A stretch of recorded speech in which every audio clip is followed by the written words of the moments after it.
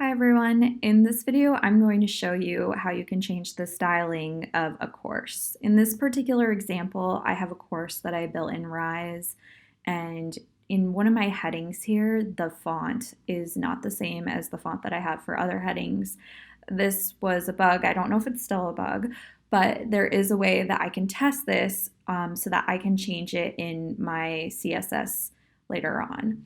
So what I like to do is I like to use Google Chrome developer tools to test out styling different elements. So say you have a built-in color for like a font in a tool like Rise, but you need to change the color so that it's accessible. One of the ways that you can test out doing that and testing out the CSS is by using your Google Chrome developer tools. So the way that I like to get to the developer tools is by right-clicking and clicking Inspect on my page. And what that does is that brings up some different things. So I've got an Elements tab up here.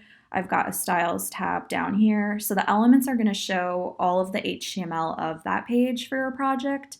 And the styles down here is going to show the styling that's associated with the HTML that's on the page.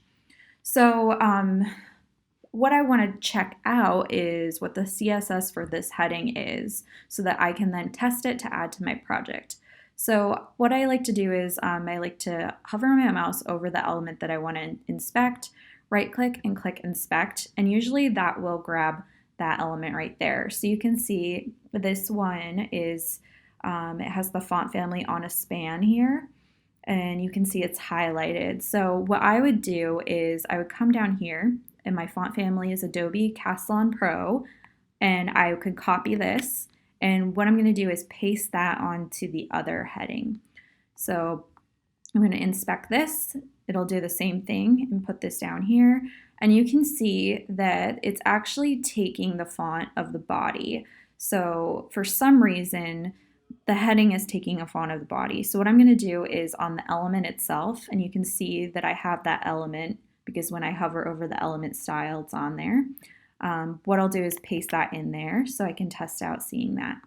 So that's just one way to test the CSS in a project. And then what I like to do is create a style sheet outside of the project and then paste that into there with that class name or whatever the element is.